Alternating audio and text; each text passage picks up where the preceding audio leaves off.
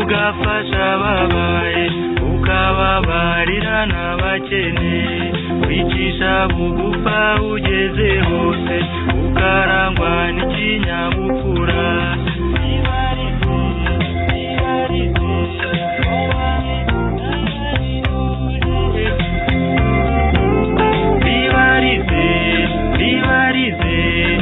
bitagomera amashuri ibinagomba amafaranga ibinasuzuguza ubigize nibarize bibananiza iki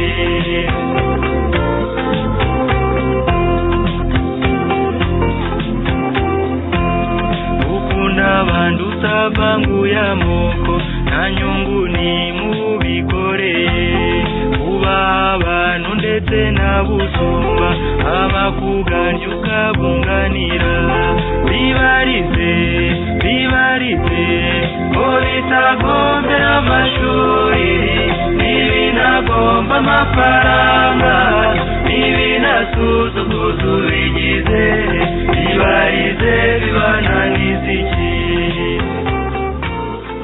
tubyumve neza twumve ko igihe cy'icyunamo atari igihe cyo kuvuga ngo reka turekere leta ukuri ngo leta ya FPR tuyireke ikora imihango y'ibukwe cyangwa itume abagomba kwibutsa babwira iti mwibuke kanaka bariya ntimubibuke ibyo ntabwo ari byiza igihe cyo kunama ni igihe cyo gufatana mu mugongo ariko ni n'igihe cyo gutekereza nyine nkuko muri Loni bavuze bati tuzashyiraho umunsi umwe w'itariki ya 7 y'ukwa 4 buri mwaka tujye twibuka ubwishanyi bwakorewe mu Rwanda bwa jenoside nubwo hari ibihugu bitangiye kuvuga biti si ngombwa kongeraho jenoside yakorewe abatutsi kuko hapfuye n'abandi benshi kandi ibyo nibyo nyamara mu mategeko jenoside y'abatutsi yarabaye jenoside y'abahutu yarabaye nubwo u Rwanda rwa Kagame na Loni byanze kubyitaho nubwo atari byo bishinzwe gutanga iryo zina ariko ntabwo bashobora kubuza imiryango y'abishwe kuvuga ubwo bwicanyi. Uyu munsi turi ku cyumweru itariki 11 z'ukwezi kwa 4 umwaka 2021 tukaba tuje mu kiganiro nk'uko bisanzwe cya buri ku cyumweru tukaba dufite umutumire musanzwe muzi akaba ari ambasaderi Jean-Marie Vianney Ndagijimana akaba musanzwe muzi ko ari umuntu w'inararibonye kubera ko yabaye ambasaderi mbere y'intambara na nyuma y'intambara yaje kuba minisitiri w'ububanyi n'amahanga ubwo hajyagaho guverinoma ya mbere nyuma y'intambara akaba ari n'umuntu washinze uriya muryango yise ngo ibuka bose rengera bose nyuma y'ibyo byose akaba ari n'umuvugizi wa Rwanda Bridge Builders babubatse ibiraro bashaka guhuriza hamwe imbaraga kugira ngo haboneke umuti w'ibibazo abanyarwanda bafite cyangwa baba bibaza none bwana ambasaderi Jean-Marie Vianney Ndagijimana mwasuhuza abakunzi ba radio ubumwe n'abanyarwanda bose muri rusange. Banze nshimire na radio ubumwe kuba mwantumiye kandi ndamutse abakurikirana ibiganiro by'iyi radio naho mbonye umwanya wo gufata mu mugongo abanyarwanda bose kubera ibi bihe turimo bitwibutsa iminsi mibi amezi mabi yaranze amateka y'igihugu cyacu kuva intambara yo muri 1990 yatangira ariko cyane bikaza kuba rwose kirangiza guhera mu kwezi kwa 4 1994 nyuma y'iraswa ry'indege ya Perezida Habyarimana yaguyemo ubwe hakagwamo muri iryo raswa ry'iyo ndege hakagwamo na perezida w'u Burundi, hakagwamo n'abari babaherekeje bose barimo n'abafaransa 3. kuva uwo munsi rero u Rwanda ntabwo rwongeye ku Rwanda rwose. Wavuga ngo nta cyahindutse yababeshya, nuko wenda we yaba yarageze ku cyo yifuzaga, ariko iriya jenoside yabaye muri 1994 kandi kaba ku butaka bw'u Rwanda hose, ntabwo yabaye ku gice cyayoborwaga na leta yonyine, no ku ruhande rwayoborwaga na FPR Inkotanyi. Iyo jenoside nayo yarakorwaga uretse ko itakorerwaga bamwe. Nicyo gituma ngewe mfata mu mugongo abanyarwanda bose n'umuryango mpagarariye Ibuka bose rengera bose, akaba ariko ibigenza buri mwaka, n'abandi bagenzi bacu mu mashyirahamwe dufatanya muri icyo gikorwa, tukibuka abazize ubugome bw'abantu muri kiriya gihe bose, duhereye kuri abarashe indege ya perezida, nanone tukabashyiraho responsabilité ikomeye, ariko tugafata mu mugongo imiryango yabo bajya kwigendera barasiwe mu ndege. Ubwo rero ibi bihe turimo, nubwo tugomba nanone guhora duhozaho tukarira tukababara tugashyigikirana mu kivandimwe, ntawe ukeka ko ari babaye kurusha abandi, ariko ntibitubuza no gutekereza ngo dufate ingamba tugaragarize abandi ibitekerezo dufite byakubaka u Rwanda rushya, rwatuma abanyarwanda biyunga neza mu buryo busobanutse, mu buryo bwo kureshya, mu buryo bwo kwihanganirana, no mu buryo bwo guca inzigo burundu atari igice.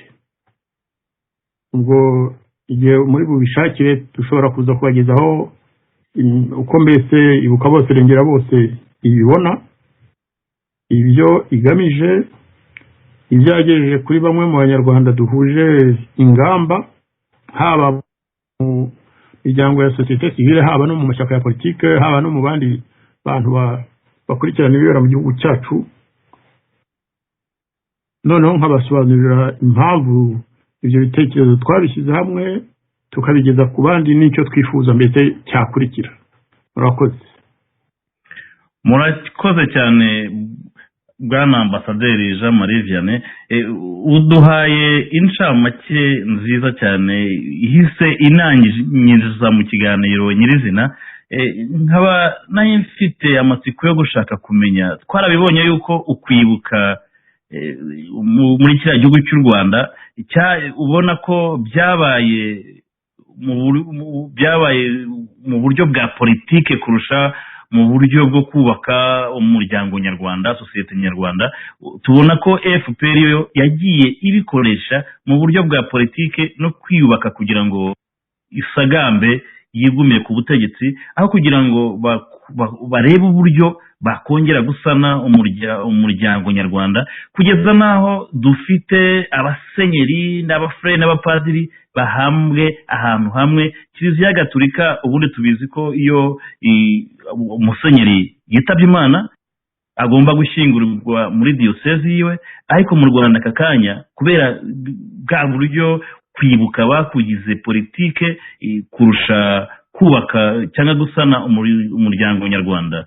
Ubona ko nk'urwa rugero rwerekana uburyo ukwibuka ko mu Rwanda gufite ikibazo. Ubona ko nubwo bumwe n'ubwiyunge byananiranye cyangwa bitashoboka, igihe dufite n'abo bantu ari symbole ikomeye cyane nk'abasenyeri 5 kuba bababona bahambye ahantu hamwe batarashoboye kubajyana mu madiyoseze yabo. Ntiwazambwira ko noneho abaturage basanzwe bazashobora kwibuka babo cyangwa gushyingura cyangwa kurira babo. None bwana muri Ibuka bose rengera bose mubereye umuyobozi, iki kintu mukibona mute? Ino myitwarire yaranze iyi myaka yose 20 mwe mubona hakagombye kuba harakozwe iki kugira ngo tugere muri bwa bwiyunge nyabwo, kwa kwibuka kudaheza bamwe, aho bamwe bashobora kuba bakwibuka bakarira ariko abandi bakaba babwirwa ko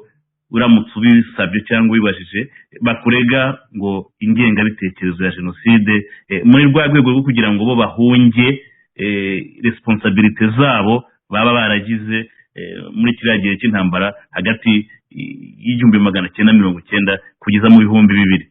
Mwabitubwiraho iki bwana ambasaderi? Icyo nabivugaho baye nk'ubikomozaho nuko mu by'ukuri icyo mu Bufaransa bita mémoire ariko kwibuka aho kugira ngo bikorwe na ba nyirabyo no kuvuga abiciwe ababo abababaye abagizwe imfubyi abagizwe abapfakazi ahubwo bikorwa na leta mu rwego rwa politike. Aho niho hari ipfundo rikomeye cyane. Ngera kubwira ko umuryango Ibuka ukijyaho byaranshimishije ko naravuga nti igihe kirageze ko kuko abantu batangira kwibuka nk'uko handi mu bihugu bindi byigenga bifite amajyambere muri demokarasi nk'uko handi babigenza. Nuko nabyumvise ndavuga nti ni byiza tugiye gutangira kwibuka abacu wenda byazadufasha no kwiyunga. Hashize igihe gito dutangira nge n'abagenzi banjye bamwe na bamwe haba mu Bubiligi mu Bufaransa dutangira kwegera abo twari twabwiye ko aribo bayobora Ibuka. Tugiye kubona tubona baduteye utwase baravuga bati Ibuka si yanyu. Si yanyu. Icyo gihe uwatubwiraga ayo magambo ngewe yambwije ukuri arambwira ati abo tugiye kwibuka n'abatutsi. Mwebwe rero ntabwo muri abatutsi muzibuka abanyu ariko ntabwo tuzabikorera hamwe. Ibyo bintu byaranshenguye cyane ko ari umuntu nari nsanzwe nzi twabanye mu Bufaransa muri 1994 igihe ababyeyi n'abavandimwe bacu babagwaga yewe twafatanyije no gukora imyigaragambyo kugira ngo leta y'u Bufaransa yumve iri kubera mu gihugu cyacu n'amahanga tabare. Ariko jenoside irangiye nyuma abantu nibwo batangiye kwisobanura anyumvisha ko ibyo twe bitatureba. Ubundi ibyo bibazo by'abahutu n'abatutsi koko ni ibibazo bibabaza. Niba navuga ngo habaye jenoside igakorerwa abanaba nuko nyine ayo moko hari. Ubwo rero niho nyuma yaho twavuze tuti twe ntabwo tugiye muri ririya vanguramoko ryo kuvangura abapfu hagati y'abapfa abatutsi buri muntu akagira kwibuka kwe icyunamo cye. Dusanga ibyo bitajyanye n'amahame yo kubaka igihugu abanyarwanda bose bahuriyemo. Turavuga tuti reka twe dushyiraho umuryango wacu tuzita Ibuka bose. Turabikora ariko muzi ko tumaze kurushinga tugatangira kwigaragaza tugatangira kujya kuri memorial y'i Buruseli hamwe n'abagenzi bacu bo mu muryango wa CRIR n'undi witwaga ko umuryango collectif du 6 avril n'abandi. Icyo gihe baratwamaganye cyane baravuga ngo twagiye kwanduza amaraso y'inzirakarengane z'abatutsi. Biratubabaza cyane ko bamwe nako benshi muri twe bafite n'umuryango bakumva ko twe tuje kwanduza amaraso y'ababyeyi bacu bamwe. Icyo nacyo ni ikintu kigaragaza ivanguramoko kandi tukaba tuzi ko ari leta y'u Rwanda ibwira Ibuka ko itagomba kwifatanya n'abatari abatutsi. Icyo kintu ntabwo dushobora kukihanganira. Ni ivanguramoko rikabije tudashobora kwemera. Ubwo rero twakomeje gutekereza twubaka amahame kirageza ku banyarwanda twandika ibitabo kugira ngo mbese umunyarwanda wese afari yumve ko ivangura mu mihango y'icyunamo ko ari icyaha gikomeye kiba gikorewe igihugu n'abanyarwanda bose. Dushingira ku mahame no ku ngingo ziri mu itegeko nshinga ry'u Rwanda kuva u Rwanda rwabaho. U Rwanda rwabaho twagira amategeko yanditse mu itegeko nshinga ry'ubuho birananditse ku ngingo ya 15 n'ingingo ya 16 baravuga bati abantu bose barareshya imbere y'amategeko. Itegeko ibarengera ku buryo bumwe. Ubwo ni ukuvuga ko ingaruka zabyo nk'uko bishimangirwa n'ingingo ya 16 y'Itegeko Nshinga. Baravuga bati abanyarwanda bose bavukana kandi bagakomeza kugira uburenganzira n'ubwisanzure bungana. Ibyo nibyo twita kureshya.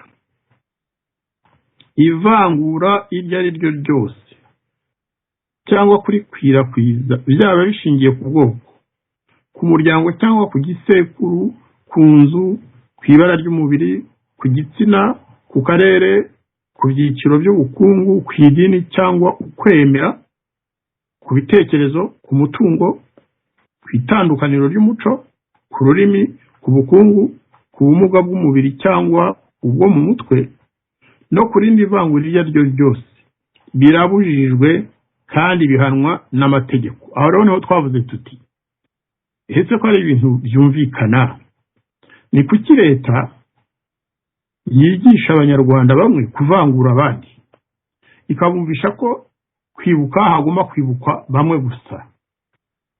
Ubwo bavuga ko ni itegeko, bavuga ko undi uzibuka ku buryo bugaragara mu ruhame inzirakarengane zitari abatutsi azaba akoze icyaha, azaba afite ingengabitekerezo ya jenoside. Ibyo bintu murumva ko ni ikosa rikomeye cyane, ni uguteranya abanyarwanda, ni ukurira ku maraso yabo, amaraso y'ababyeyi n'abavandimwe bacu bazize ubwicanyi bw'abagome.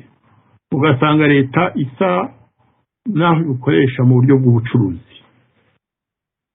Igiheza nguni cyangwa ivanguramoko bamwe niko babivuga, twe twabyise na apartheid, bigaragarira mu buryo bwinshi mu nzego z'ubutegetsi, mu gisirikare, mu gipolisi, mu nzego zishinzwe umutekano, siniyo ngaruka ku mihango yo kwibuka inzirakarengane, mu butabera, mu mashuri, mu mfashanyo zihabwa abababaye, cyane cyane abicwa babo badafite ubushobozi bwo guhangana n'ubuzima.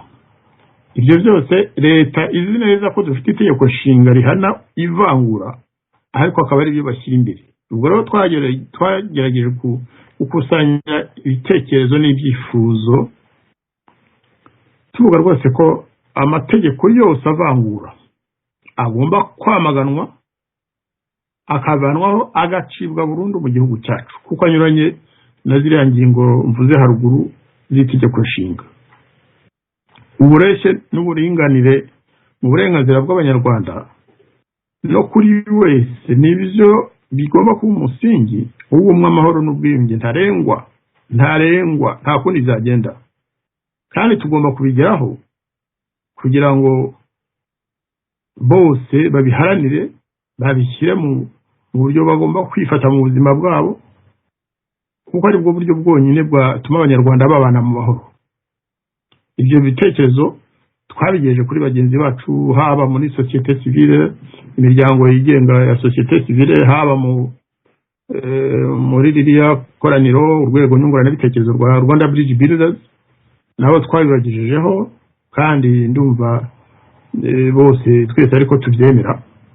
Ni nabyo bizadufasha kurwanya no gusenya inkuta zitandukanye abanyarwanda, kuko ari bwo buryo bw'ibanze bwo kubaka iteme ry'ubumwe, amahoro no kwishyira ukizana n'imibereho myiza y'abanyarwanda. Ni nabwo buryo bwonyine bwatuma igihe abantu bareshya dushobora gushyiraho demokarasi isesuye abanyarwanda bose bibonamo. Izo ni principe navuga naheraho, ariko noneho mu buryo bwo kuvuga tuti ibyakorwa ni ibihe, amahame mwumva yashyirwa imbere n'ayahe, nabyo wenda ubyemeye nakomeza nkabibasobanurira. Nakomezamo umwanya no wanyu. Okay. Amahame rero tuyahera ku mateka y'igihugu cyacu, kugira ngo tutabeshyana, tutabeshya abo twabyaye, tutabeshya abuzukuru, tutabeshya ubuvuzi buzaza nyuma, tubandikira amateka atariyo. Tukavuga ko ingingo ya mbere, amateka y'igihugu cyacu ntagomba kugorekwa cyangwa gukoreshwa ku nyungu z'uwo ari we wese cyangwa agatsiko ka politike runaka. Amateka abanditsi ubwabo ntibayumvikanaho. Hari ubwo usanga bamwe bavuga ibi, abandi bakavuga biriya. Buri muntu yifuza ko ibye ari byo bifatwaho ukuri. Ariko twe twemeza ko u Rwanda rugizwe n'amoko atatu: abatwa, abatutsi, abahutu. Tukanavuga ko ayo moko ariho muri iki gihe, yahozeho kandi azahoraho mu gihugu cyacu. Ntabwo duhakanye ari n'andi moko y'imiryango, ariko ayo uko ari atatu ariho. Akenshi niyo abanyarwanda basubiranyemo usanga aricyo kintu kiza imbere, aricyo bapfa. Kuvuga ko nta moko abaho mu Rwanda rero, cyangwa ko ikibazo cy'amoko cyabonewe umuti, ni ikinyoma kigamije kujijisha, kigamije gutwikira no guhisha ivanguramoko rimaze ibinyejana ryaramunze imitekere y'u Rwanda. Ahangaha rero tuvuze ko rimaze ibinyejana, turashaka kuvuga ko ivanguramoko ritatangiwe muri 1994, muri 1973, muri 1962 se. Ni ibintu bimaze igihe kirekire mu mateka y'Abanyarwanda. Noneho tukavuga ko abo batwa, abatutsi n'abahutu ndetse n'abo babyaranye rimwe na rimwe usanga bafite amoko arenze ubwoko bumwe, barareshya imbere y'Imana n'amategeko y'igihugu. Bivuga ko bafite uburenganzira bureshya bwo kudahohoterwa ku buzima bwabo. Ku buzima bwabo turashaka kuvuga cyane cyane kwicwa kuko ari ibiremwa bw'umuntu bitagombye kuvogerwa. Mu bihe bitandukanye abanyarwanda bo mu moko uko ari atatu yose bambuwe ubuzima bazira ubwoko bavutsemo cyangwa bagamije kubakura ku butegetsi no kwambura umutungo wabo. Muri 1994 rero niho twibanze cyane cyane ubwicanyi bwakorewe abatutsi bwiswe itembabwoko, ariyo genocide mu Gifaransa. Ariko twareba n'inyuma tugasanga ko guhera muri 1990 aho intambara ya FPR yatangiriye, tugasanga abahutu nabo barakorewe ubwicanyi bw'itsembabwoko n'izindi mpamvu zinyuranye. Bamwe biciwe mu Rwanda, abandi biciwe muri Zaire, ndetse nyuma ya 1994 nk'uko raporo yiswe mapping yabivuze. Iyo raporo ikaba yarakozwe na Loni.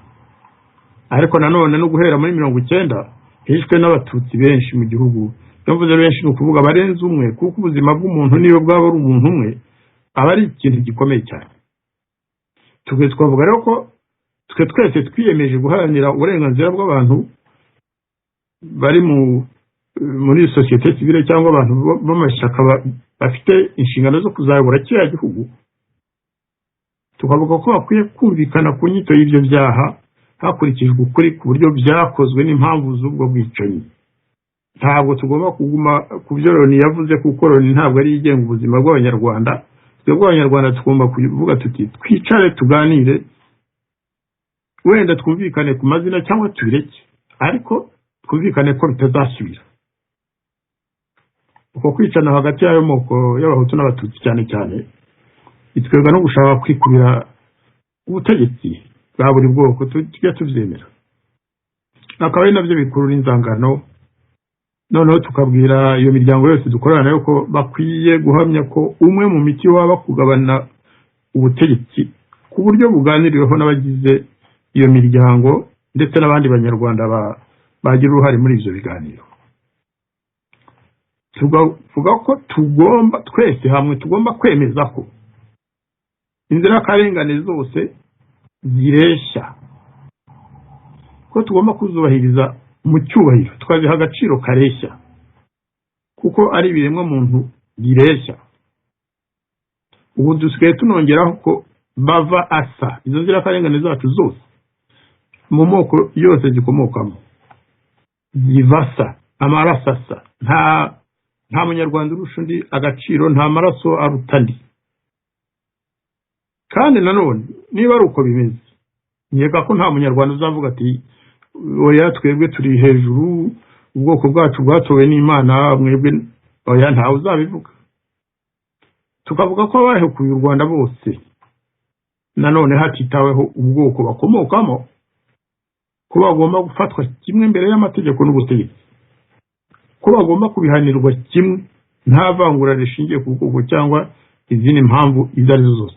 Niba bagomba kubabarirwa bamaze gusaba imbabazi, nabwo bakaba bababarirwa mu buryo bumwe. nta bavuze ngo twe kubera impamvu n'izi wenda turi ku butegetsi twebwe ibyo ntibitureba. Oya, bagomba kwemera ko umuntu wese wishe abanyarwanda yabihanirwa cyangwa se yasaba imbabazi akababarirwa, nabyo ntizaba ari bibi, kugira ngo wenda tugere ku bwiyunge. Baravuga mu cyongereza, baravuga ngo for the sake of reconciliation, pour les besoins de la réconciliation. Ibyo nabyo birashoboka. Ntabwo Loni ariyo izatubwira ngo ni mwiyunge muri ubu buryo, izadufasha ariko siyo izatwunga. Kubera izo mpamvu zose rero, twe tuvuga ko imihango y'icyunamo ya buri mwaka igomba guhinduka, tukemeza ihame ry'uko tubisubiyemo nanone inzirakarengane zose zigomba kwibukwa no guhabwa agaciro zikwiye n'icyubahiro kireshya imbere y'ubutegetsi n'ubutabera, ntabangura iryo ryose. N'ubutabera bisubiyemo, kuko muri iki gihe hari bamwe bishwe, imiryango yabo ikaba yarategereje ko nayo bayiha ijambo ariko ikaba yararibuze. Abo bose rero batigeze barenganurwa, nabo bikwiye kwitabwaho.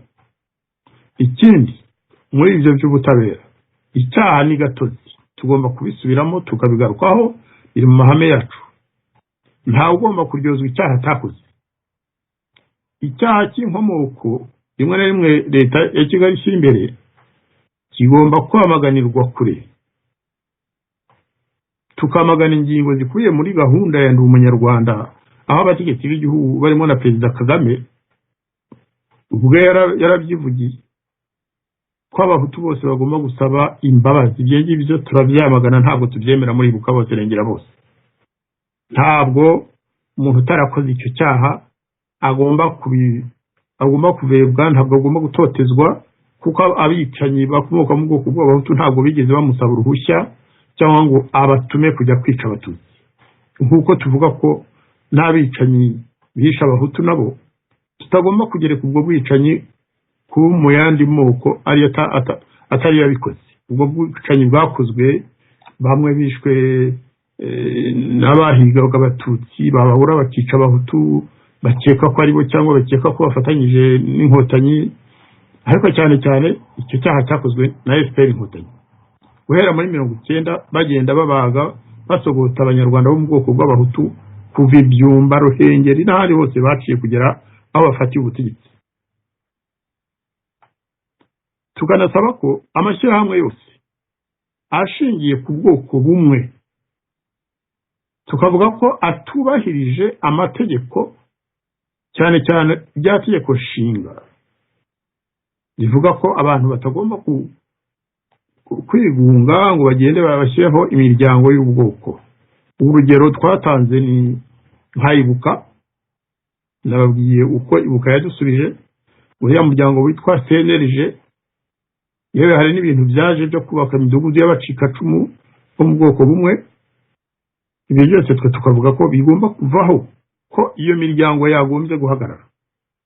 Ibyo byose twebwe nka Ibuka Bose Rengera Bose nabo dufatanyije twemera ko igihe cyose twazagira ijambo ryo kuvuga cyangwa kugira icyo twakora kuri ibyo bintu, kwayo mategeko azahinduka. Nta tegeko rigomba kwemera ko abanyarwanda bo mu bwoko bumwe bashyiraho ishyaka ryabo. Urumva icyo biba bihishe, kugira ngo wenda bagende bubikira abandi babatangire bongere babice. Ntabwo CNLG, Ibuka, FARG, ARG n'indi miryango yose yubakiye ku banyarwanda bo mu bwoko bw'abatutsi gusa, iyo miryango yagombye guhinduka ikaba y'abanyarwanda bose, kuko ni imiryango yubakiye ku ivanguramoko. Itegeko rero ryo guhana ingengabitekerezo ya jenoside naryo ryabaye intwaro ubutegetsi bwa FPR bukoresha mu kwikiza no guhohotera abatavuga rumwe nabo. Ibyo ni ibintu bigaragara, dukunze kubigarukaho.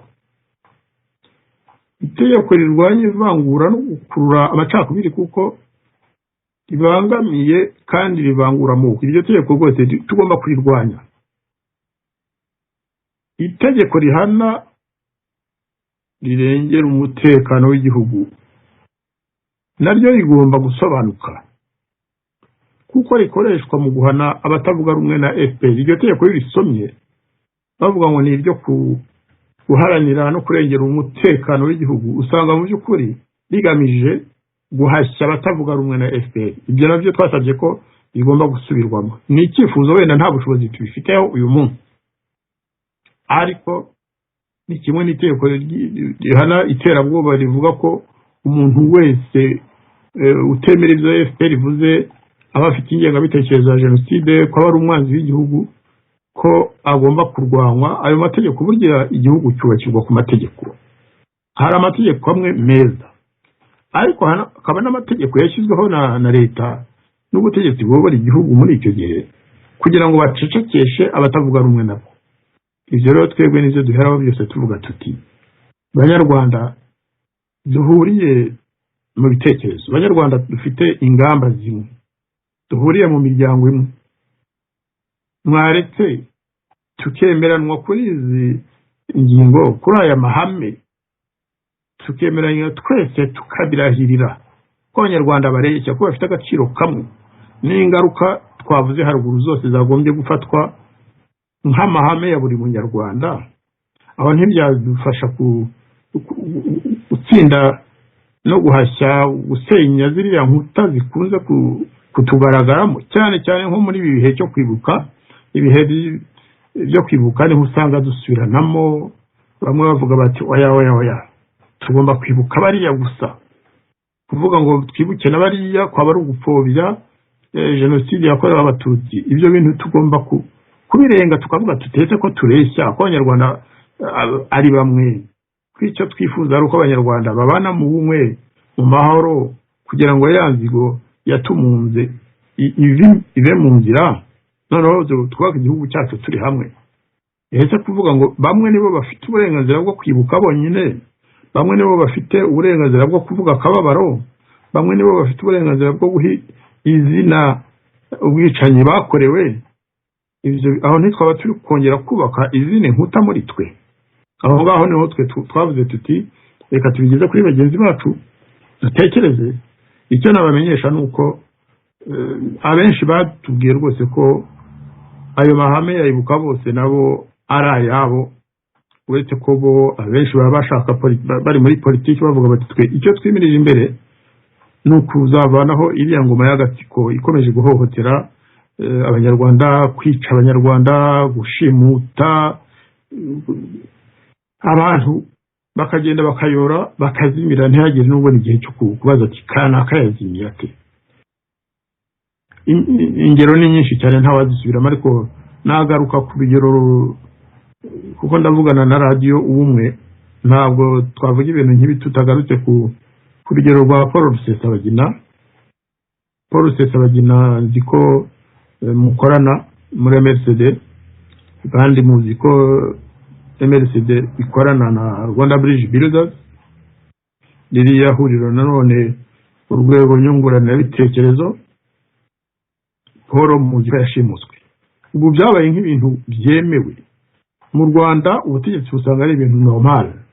Amahanga yarabyamaganye, Abanyarwanda bose barumiwe, ariko leta ikumva ko gushimuta Umunyarwanda bakagenda bakamuhonyora ari ibintu bisanzwe. Muzi uko umuvandimwe wacu, umwana wacu Kizito Mihigo bamwishe. Iyo mvuze umuntu umwe burya amavuga benshi, abishwe mu Rwanda ni benshi, abishwe mu mahanga ni benshi, kandi barakicwa. Ibyo byose bijya bituruka ku bushake bwo kugira ngo hasigare agaco kamwe k'abantu bafata amategeko bakavangura abo bashatse kuvangura, bakiharira umutungo w'igihugu, bakiharira ibyiza byose, ubutegetsi bakabwiharira, igisirikare kikaba icyabo, igipolisi n'ibindi byose. Ndetse u Rwanda rushingiyeho rwagombye gufasha Abanyarwanda kugira umutekano, yagombye gufasha Abanyarwanda gutera imbere hamwe mu bumwe, kugira ngo bagere ku majyambere agaragara. Ntabwo wagira amajyambere, ntushobora kubaka amajyambere y'igihugu abashinzwe kugikorera ubashimuta ubica. Ntabwo igihugu cyagira amahoro mu gihe Abanyarwanda bari mu mahanga barahunze kugira ngo baheke leta wenda yikomera ibyaha cyangwa bamuntu uburyo bwo kujya kubisobanurira amahanga mu gihe iyo leta ibashimuta ikababuza amahoro, ahubwo yari ikwiye kubakoresha kugira ngo icyubahiro cy'u Rwanda no mu mahanga kihagere.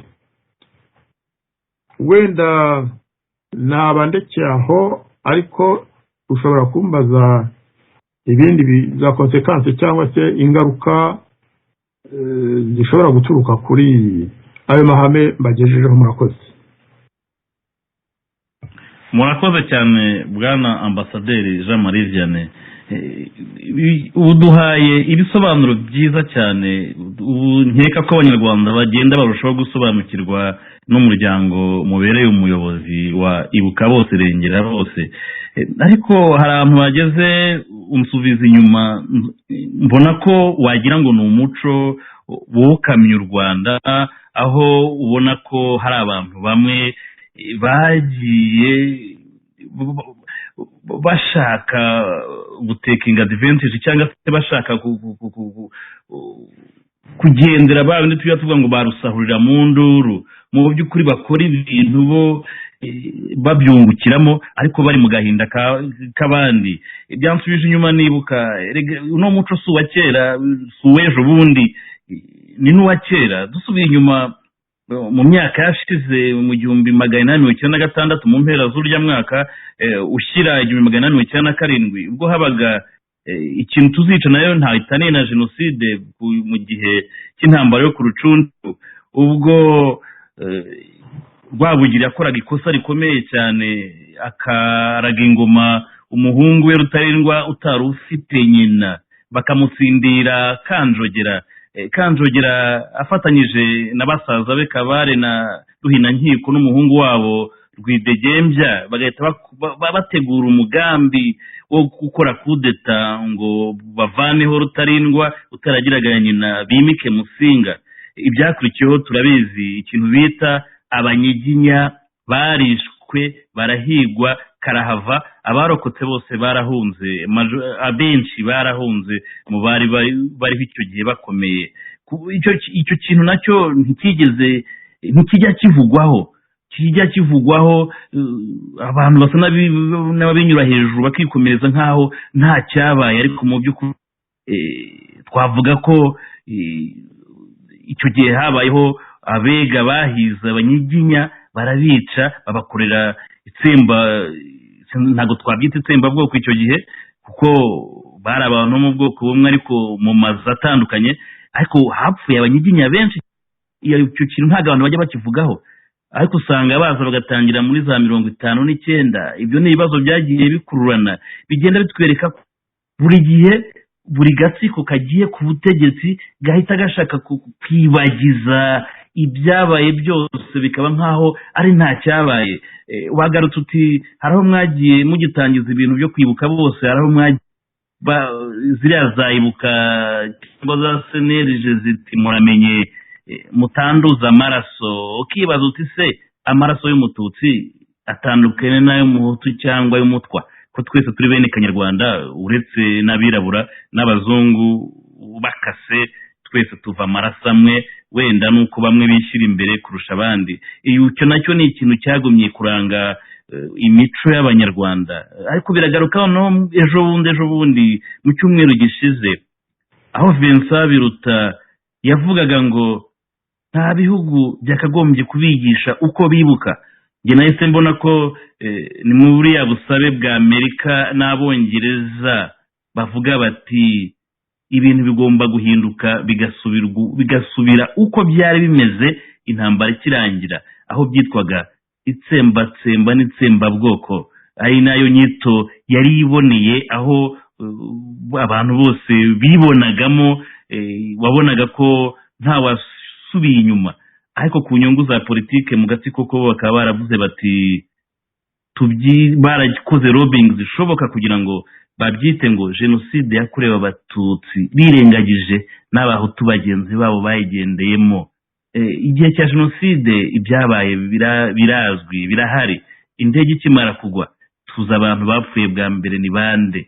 Turabizi yuko Agata ari mu bapfuye mbere, turabizi yuko bari abapolitisiye bose bari muri opposition bishwe mbere, tutirengagije ko n'uriya Randu Waridi yishwe n'inkotanyi nyirizina. Bigirana kuri bakavuga ko na se wa Nyungura, uyu muririmbyi w'ikimenya bose, nawe papa wiwe yishwe n'inkotanyi. Abo bose ni abantu batajya bavugwa. Byerekana ko mu mitima y'Abanyarwanda harimo igikomere, kubera yuko abantu bamwe bumva ko bazaheza bamwe mu gahinda, abandi bo biyubakiraho ubutegetsi bukomeye. Ariko nkahita manuka kuri ya kote ya Martin Luther King yavuga ati ushobora kubeshya abantu mu gihe gitoya bake, ushobora kubeshya abantu bakeya mu gihe gitoya, ariko ntago wabeshya rubanda abantu benshi mu gihe kirekire. Ntibishoboka. Ibi nibyo birimo kuba kuri FPR, aho Amerika n'Ubwongereza byaba bisaba isubirwamo ku nyito ya jenoside yabaye mu Rwanda. Ariko Vincent Biruta ati nta muntu ugomba kutwigisha uko twibuka. Bikwereka ko ahita yerekana pozisiyo bo bafite, ni bo bonyine, abandi rubanda imitima yabo yashegeshwe, ntacyo bibabwiye, bo bibereye mu nyungu za politike. None icyo kintu mukibona mute mu muryango muyobora, cyane cyane ko nagize n'amahirwe ukaba ari nawe umuvugizi wa Rwanda Bridge Builders, ho mubibona mute? Ko mbona ko ari ipfundo rikomeye Abanyarwanda bagomba kuzapfundura. Nibyo koko watangiye wibutsa ibyabereye ku Rucunshu, kuko buriya Rucunshu yari nka kudeta mu by'ukuri. Yari nko kudeta, wavuze ko Rwabugira ashobora kuba yari yibeshye, ariko we yabikoze ashaka ko Abanyarwanda bakomeza kubana, ko asimburwa n'umuntu n'umwe mu bana be agomba ko yari afite icyizere. Ariko abandi nyine bamufatira kuri icyo kintu cy'uko atarafite mama wamubyaraga, kuko nawe yari yarishwe n'umwami. Baravuga bati kuriya tumuhirike, dushyireho uwabyawe n'umwe muri twe. Bashyiraho Musinga wari ukiri umwana, noneho bamutegekeramo. Ariko burya hari ikintu benshi batajya bamenya. Bamwe bakeka ko Musinga yabyishimiye. Musinga ntabwo yabyishimiye, kuko Musinga yari ntabwo yari umwega, yari umunyiginya. Musinga yari umunyiginya mwene Rwabugiri. Musinga uko yagiye akura, njye nabibwiye n'umwe mu bana be, yarambwira ati papa yari afitiye umujinya abantu bitwa abega, nubwo mama we yari umwegakazi. Atari kuko yakuze atangiye kuyobora igihugu, ariko agitegekerwamo yagiye abona ukuntu abega bamufataga, bamukoresha, barwanya bagatoteza abanyiginya bene wabo n'umwami Musinga, ku buryo ndetse birazwi n'abatumye Musinga ava ku butegetsi mu by'ukuri ni bene wabo ba hafi babega. Nibo bagambanye n'abazungu n'abapadiri kugira ngo bamuce. Barimo ndetse n'umwe wari umukwe we Rwagataraka wayoboraga Kinyaga. Irya Rwagataraka yari umukwe w'umwami, ariko bakaba bafitanye n'icyo bari bahuye, kuko nawe yari umwakagara. Musinga rero burya bamwe baravuga ngo yashyizweho n'abega, nibyo koko, kuko bashakaga kugira ngo bagere ku nyungu zabo, ariko ntabwo yumvikanaga n'abega, kuko yabonye ko bashaka kumugira igikoresho. Nicyo cyatumye banamukuzaho, bashyiraho umwana we muto utaruzi ubuzima Musinga yaciyemo, nawe baramugota. Ariko ubwo yari amateka. Ngewe iyo nkuru mbabwira nayibwiwe n'umwami Kigeli Nyakwigendera, niwe wabinsobanuriye. Ambwira ko igihe bari barabaciriye muri Kongo, papa we umwami Musinga yahoraga bimwibutsa. yahoraga ari mwibutso. Ibyaje kuba nyuma byose ibyo byo basinga n'abanyiginya byaje gusa n'ibihwaniramo haza za 59 n'amateka yaje kuza nyuma hose. Ariko icyo nahamya nuko no muri icyo gihe kera ivanguramoko ryabagaho hagati yabo bega n'abanyiginya n'andi moko y'imiryango, ariko n'amoko ari amoko atatu navuze nayo ntabwo yafatwaga kimwe, cyane cyane ko hari bamwe bashobora kujya ku butegetsi bakinjizwa mu nzego z'ubutegetsi, abandi bo batabifitiye uburenganzira. Abazungu nabo bakomeza kwicirira, babizana no mu mashuri bakavuga bati ririya shuri rizabiryaba, bari yabo ntabwo bafite uburenganzira bwo kurikandagiramo. Nicyo gituma tuvuga tuti ririya vanguramoko ntabwo ryazanywe na FPR Inkotanyi, na kera ryabagaho. Niyo ritaba ari ivangura rya buri munsi ku misozi, ariko hakaba iheza cyangwa ihezwa rya bamwe mu buzima bwa buri munsi bw'Abanyarwanda. Aho ubwami buviriyeho iryo vanguramoko ntiryarangiye, nabyo tugomba kujya tubimenya. Abariho bakuze bashobora kubitangaho ingero, ariko uyu munsi icyo cyatuzinduye. Umunsi muzabishakira mukambwira muti ko bamwe batemera ko habagaho ivanguramoko kuri Repubulika ya mbere cyangwa iya kabiri, wowe ubivana he? Nabaha ingero nyinshi cyane, kandi atari ukuvuga ngo ndashaka gukiritika, ari ukugira ngo twumve ko ibyo bintu aribyo byagiye bikurura ubwicanyi bwatubayeho. Kubera ko dufite karande y'ivangura mu Rwanda, dufite karande y'ivangura, ibintu tukunze kwita egalite hagati y'Abanyarwanda, kureshya, mu by'ukuri ntabwo byigeze bibaho mu gihugu cyacu. Nicyo gituma rero na demokarasi itashoboka, nicyo gituma dukomeza kujya tuhangana, bamwe bakabati nitwe turi hejuru mwe muri hasi, abandi natwe turashaka kujya hejuru mujya hasi, ikaba gatebe gatoki. Icyo kintu rero nicyo twe dushaka guhashya, uwo muco wo kuvangura Abanyarwanda, haba igihe bakiriho, noneho haje no kubavangura barapfuye. Icyo kintu tugomba kugica burundu, iryo vanguramoko rigacibwa, Abanyarwanda bakabana, umuntu ahagaze yumva adafite ipfunwe ry'uwo ari we, kuko hari bamwe bagira ipfura ngo ntabwo bwo kubaho, nta Bahutu, nta Batutsi, ntaki. Ariko mwamara kuvugana ifraze ya mbere agahita avuga ngo jenoside yakorewe Abatutsi yakozwe n'Abahutu, cyangwa jenoside yakorewe Abahutu yakozwe na FPR yiganjemo Abatutsi. Kuba ese y'amoko bavuga ko atabaho, uyazanye ute? Kuki uhamya noneho ko hari abishwe kubera ko bari Abatutsi, kandi uvuga ngo nta moko wabaho? Ababishe babwirwa n'iki ko ari Abatutsi niba yo moko atabaho?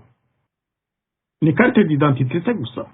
Ese mu Burundi ko nabo bicanye, bica baziza bamwe ubwoko bwabo, kandi ko muri carte biranga muntu ko nta moko yabagamwo, ko bagendaga bafite amaliste bagatora bakajya kwica abantu? Ayo moko atabaho bayamenya bate kandi atanditse? Umututsi bamumenya bate mbere yuko umutema? Umuhutu FPR yamumenya ite kwitabanzaga kubaza carte d'identité? Wenda haraba yarebaga iti wowe igiki akaba yakira. Amoko rero ariho tugomba kubimenya, abashinzwe kuzayobora kiriya gihugu bataragera ku butegetsi bakabimenya, bakamenya ko inshingano yabo ari ukuzajera, ari kuzatunganya ibyo bibazo. Mu Rwanda ntabwo ari ikibazo cy'amoko gusa, hari ikibazo cy'umutungo, ariko bijyanye n'ibyo vangura ry'amoko n'ibindi byinshi. Ariko icyatumye abantu bamarana muri 1994 abantu bajya kwica abandi, ntabwo bavuze ngo reka twe turakennye ngo tujye kwica bariya bakire. Oya, twese turabizi imiryango yacu hari bamwe bishwe mu Batutsi batari bafite n'umurima babakene, ariko ntabwo bavuze ngo ubwo mudakize ngo turabica. Hari abakire b'Abahutu bagiye kwica abakene b'Abatutsi, ntabwo bavuga rero ngo ni abakene cyangwa abakire bicaga abandi. Ni ubwoko tujye tuzemera, twihe inshingano yuko icyo kibazo cy'amoko tugomba kugitunganya, Abanyarwanda tukamenya uko igihugu cyacu kigomba kuba cyubatse, inzego z'ubutegetsi ukuntu zigomba kubakwa, inzego z'umutekano n'izindi zose, haba ku rwego rwo hejuru mu butegetsi bwo muri kapitale buhuza ubutegetsi bwose bwo mu turere, aho hose tukaba tuzi ko abanyarwanda bibona muri ubwo butegetsi bose nta kuvangura. Abavuga rero ko twebwe tugaruka cyane mu kibazo cy'amoko basa n'abadutunga agatoki ngo nitwe tukibyutsa, abo ngabo ni abantu bakinira abanyarwanda bishwe bazira ubwoko bwabo ku mubyimba. Bagomba kwikuramo icyo kintu, tukemera ko umwana aravuka agakurira mu muryango we buhoro buhoro, bakazamubwira bati wowe uri muri iri tsindiri n'iri ry'abahutu, ry'abatutsi, ry'abatwa. Abatwa we ntabwo batinya kuvuga ko ari abatwa. Abatwa ni abantu biha agaciro niyo baba bakennye, ariko bakemera bari bo, kandi ntibahemukire ngo nuko ari abatwa, ntibahemukire abandi bo mu yandi moko. Abahutu n'abatutsi bagomba kwireba mu ndorerwamo bakavuga bati ariko ibi turimo ni ibiki? Mwaretse tukabana, mwaretse tugafatanya kuyobora igihugu cyacu, mwaretse tugafatanya kucyubaka mu rwego rw'ubukungu, mwaretse tugafatanya kukirindira amahoro mu byerekeye umutekano ku mipaka, ntitwangane n'ibihugu duturanye, ariko twese hamwe tugafatanya mu guharanira umutekano no guharanira ubwisanzure n'ubusugi bw'igihugu cyacu, la souveraineté nationale. Iki gihe ntushobora usanga bamwe bavuga bati yiba cyashyaga ngo kive aho ngaho, none ntacyo kitubariye. Abandi bati igihugu si icyanyu, ni icyacu, twebwe twarakibohoje. Mwakibohoje mute? Mwateye igihugu muzana intambara, mwica abantu, hanyuma ngo mwarakibohoje? Ntabwo mwakibohoje, mwarakiboshye, mwongera ryavangura ryari hari igihe cy'intambara uburyo inshuro 10. Nuko twe tubibona, ariko tukabibona nanone mu buryo bwubaka, tuvuga tuti yewe n'abariya bari ku butegetsi, nubwo bisha abantu, nubwo bahemutse kandi bakaba bagihemuka, nubwo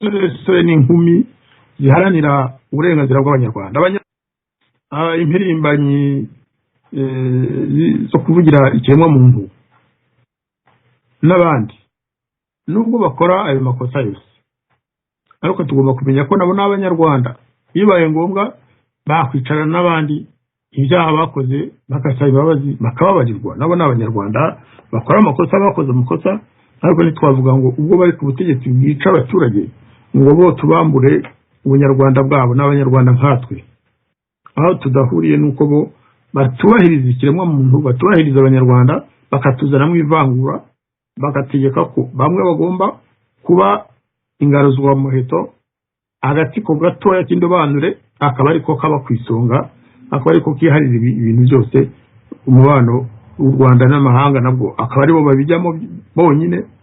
Icyo kintu tugomba kukirwanya. Mukanya wavuze umuvandimwe Landward Ndasingwa. Landward ngewe twari inshuti buriya yanapfuye amaze igihe gito avuye mu Bufaransa, yari yazanye na Helene umugore we. Twamaranye nk'iminsi 3, bari mu hoteli hariya hafi yaho twari dutuye i Paris.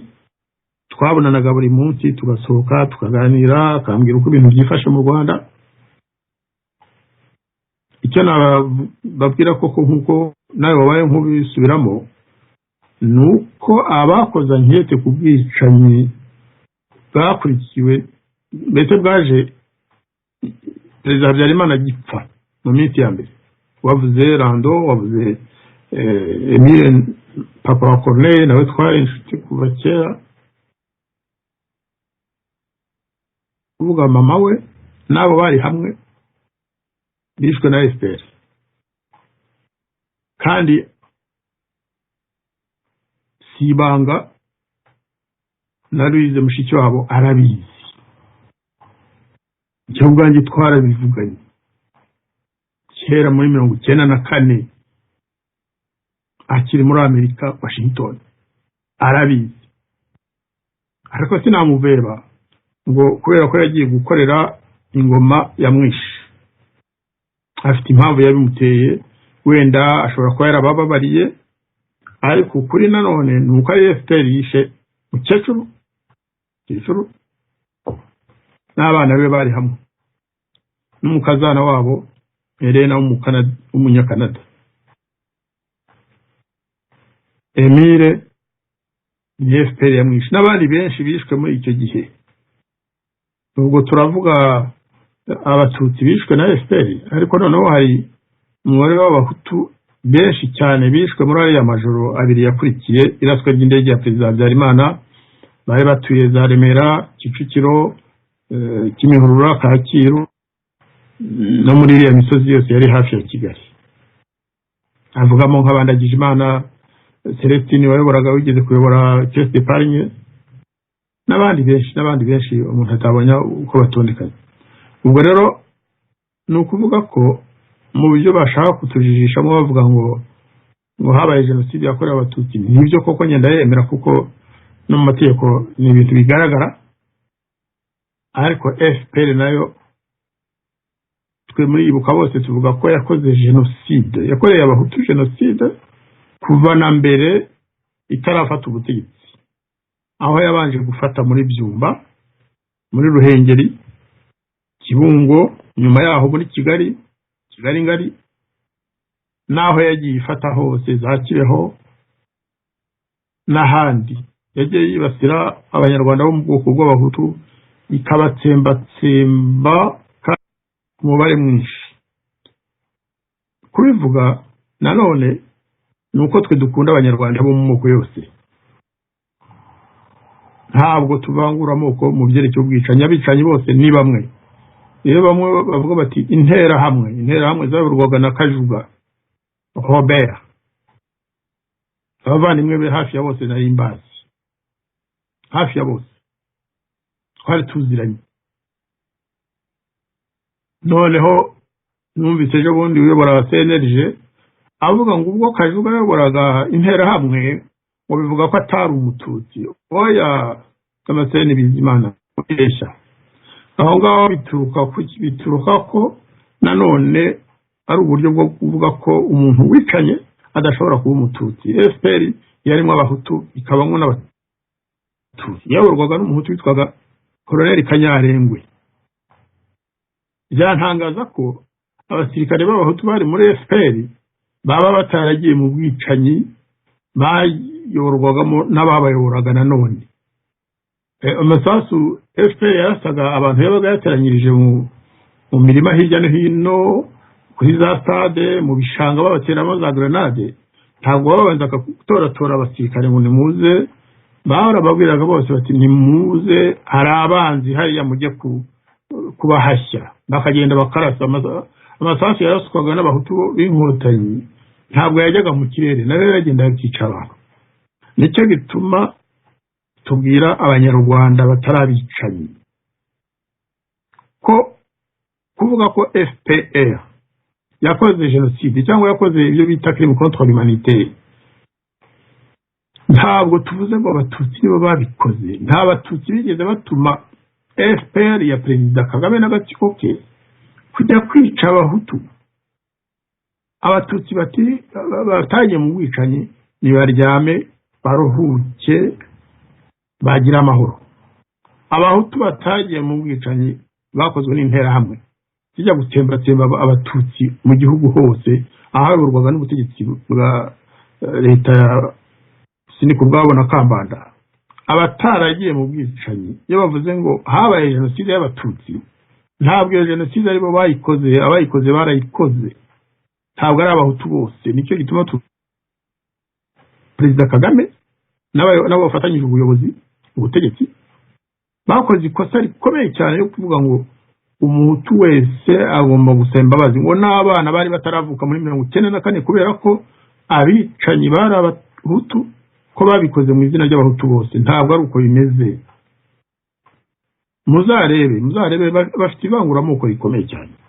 Nta na rimwe nayo numva bashyira mu majwi Robert Kajuga n'abandi batutsi batari bake mu nterahamwe. Genda bazi hari n'undi wafatanyije n'interahamwe iwacu i Cyangugu kujya kwica abatutsi barimo nabo mu muryango wanjye, bateye igitero hariya muri paruwasi ya Mibirizi, hisha abantu ku Cyato hari hatuye umuryango wanjye, hisha abantu za Murangi mu Banagwa barabica barabamara, nari mfitemo bene wacu benshi ku Gasura n'ahandi. Abo bajyaga kwica abo bantu barimo n'abatutsi tuzi twese. Jenoside irangiye batashye Kigali, barahembwa, mwe baba entrepreneur bakomeye, bahabwa za contrat, abandi bajya mu gisirikari, kandi muri 1994 bari mu bicanyi batumereye imiryango y'abatutsi. Aho naho tugomba kubibazaho, nicyo gituma tugomba kuvuga tuti abicanyi bose baba abahutu b'abatutsi bagomba kujya hamwe, ubwoko bwabo bukaba ubwoko bw'abicanyi, bakava mu bwoko bw'abahutu bakava mu bwoko bw'abatutsi, bakava mu bwoko bw'abatwa, abo ngabo bakajya ku ruhande rwabo bakaba bafite ubwoko twita abicanyi. Perezida Kagame niwe wababera umutware, kuko akenshi ubu bwicanyi niwe wabuyoboraga, niwe wategekaga avuga ati mwe mujye kwica aha, ubwira kuko ari uwacu n'ubwo afatanyije n'interahamwe, akohereza n'abatekinisiye kujya gufasha interahamwe kurimbura abanyarwanda hariya kuri za bariyeri muri Kigali n'ahandi. Ibyo sinzi bivuga nabo bakoranaga, hari inkotanyi hamwe nabo ngabo, bavuga bati kanaka headquarters ya FPR yabohereje i Kigali nk'abatekinisiye, bamara igihe muri CND, igihe kigeze barasohoka bajya kuri bariyeri hamwe n'interahamwe. Bakongeraho ko akenshi abo boherezaga ari abana b'abatutsi, ariko bajya gusa n'abahutu, uko abahutu basa ubwo nuko bazi nyine ko bafite isura yabo.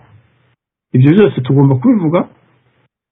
N'igihe cy'icyunamo, cyane muri iki gihe cy'icyunamo niho ukuri kugomba kuvugwa, ariko tuko nanone tukirinda kugira aho dukomeretsa.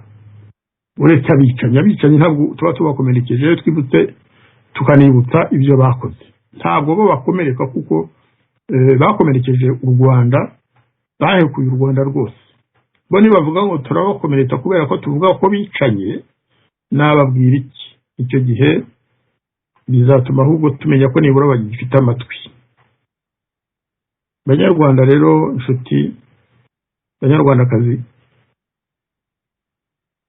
tubyumve neza, twumve ko igihe cy'icyunamo atari igihe cyo kuvuga ngo reka turekere leta ukuri, ngo leta ya FPR tuyireke ikora imihango y'ubukwe cyangwa itume abagomba kwibutsa ibabwira iti mwibuke kanaka bariya ntimubibuke. Ibyo ntabwo ari byiza. Igihe cyo kunama ni igihe cyo gufatana mu mugongo, ariko ni n'igihe cyo gutekereza nyine. Nk'uko muri Loni bavuze bati tuzashyiraho umunsi umwe w'itariki ya 7 y'ukwa 4 buri mwaka, tujye twibuka ubwicanyi bwakorewe mu Rwanda bwa jenoside. Nubwo hari ibihugu bitangiye kuvuga biti si ngombwa kongeraho jenoside yakorewe abatutsi kuko hapfuye n'abandi benshi, kandi ibyo nibyo.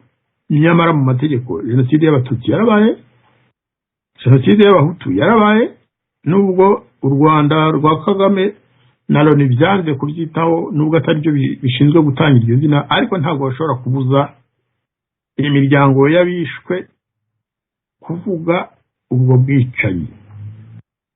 Uku kwezi rero n'amezi azakurikiraho n'amezi koko yo gukora exercice yo kwibuka, ariko cyane no gutekereza, tugahura tukaganira, tukavuga tutetse bariya bo batibutswe, bashaka ko leta ishaka ko bibagirana, twabasubiza agaciro kabo dute hamwe, tutagiye mu ivangura, kandi nta numwe muri twe ugize ipfunwe nuko abantu bo mu bwoko bwe baba barakoze ishyano. Abo bantu bakoze ishyano mu bwoko bwawe si wowe, ntabwo ari wowe wabatumye kujya kwicana. Icyo ni ikintu gikomeye cyane, ngira ngo bagenzi bacu bose bashaka kubaka igihugu, bashaka gushyira abanyarwanda ku munzani ureshya, udatekinitse, kuko hari abavuga ngo dukoresha umunzani, ariko uwo munzani ukajya ku isoko babanje kuwutekinika uhengamye. Twebwe turashaka umunzani wabanje kurebwa na bose, tukamenya ko udahengamiye ku ruhande urwo arirwo rwose.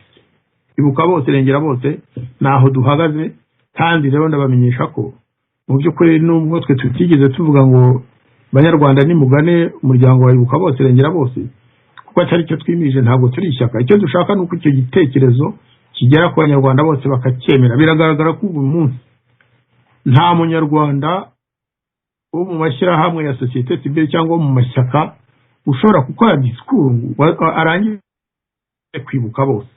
Ntibishoboka.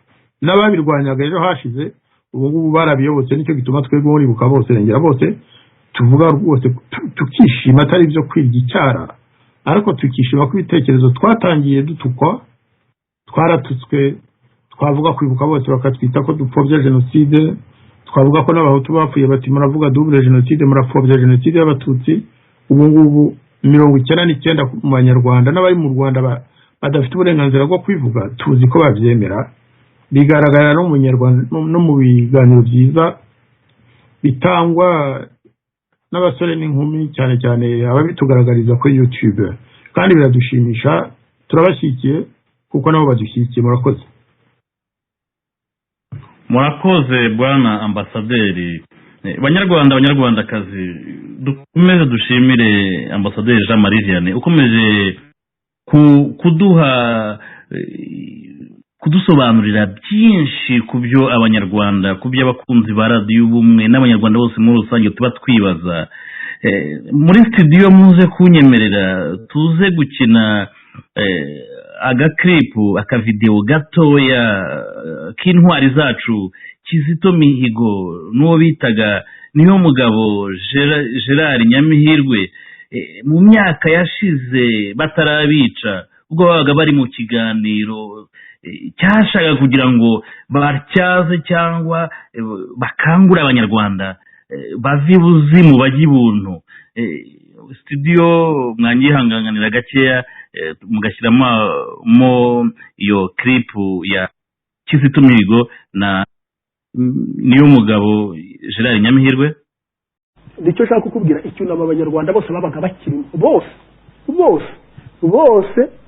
bose kuko icyitonderwa nuko amahano yari ishyano ryari ryaraguye, ryafatwaga nk'ishyano ryagwiriye u Rwanda. Ntabwo ryafatwaga nk'ishyano ryagwiriye umuryango runaka, ntabwo ryafatwaga nk'ishyano ryagwiriye igice runaka cy'Abanyarwanda, ahubwo ryari ishyano ryagwiriye igihugu cyose, ku buryo igihugu cyose cyagombaga kuba kiri mu mwuka umwe.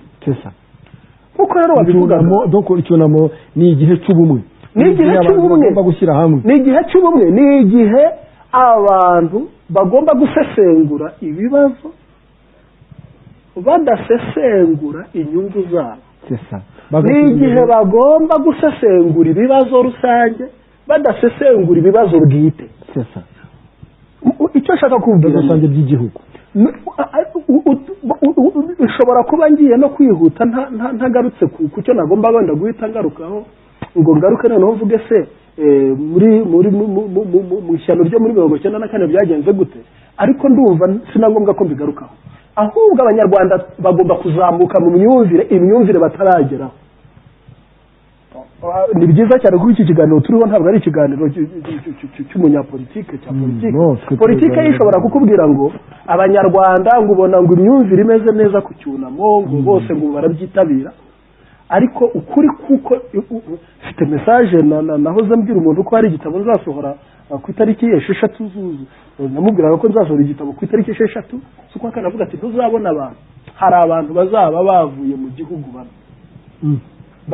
uravuga cya kibazo cy'uko abantu bamwe namwe icyunamo iyo kigeze basohoka, hari n'abandi bazaba bahugiye mu bintu by'inyungu bashobora kubona muri icyo gihe cy'icyunamo bigendanye kandi n'icyunamo.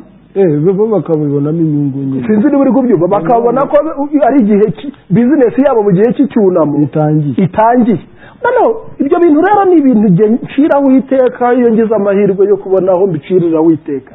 Hari n'ikindi ahubwo cy'uko mu cyunamo akenshi n'abo banyapolitiki twavuga gusanga batangiye guterana amagambo aho kugira ngo kibe igihe cy'umutuzo ugasanga kibaye igihe cyo gusakuza. Urabona rero nicyo kibazo, ni ikibazo gihari, nicyo ndi kuvuga. Icya mbere rero iyo ngibyo baratwereka ko abanyarwanda ntabwo barazamuka ngo bagere ku myumvire. Mbere na mbere bivuze ko jenoside utanakuyeho ko ari jenoside yakorewe abatutsi ariko atari jenoside ireba abatutsi ahubwo ari ishyano, atari ishyano ryagwiriye abatutsi, ni ishyano ryagwiriye u Rwanda. Iki kintu ni ikintu abantu bagomba kumvikana. Ntabwo jenoside yakorewe abatutsi ari ishyano ryagwiriye abatutsi, ubivugiye hano ubyumve, ni ishyano ryagwiriye u Rwanda.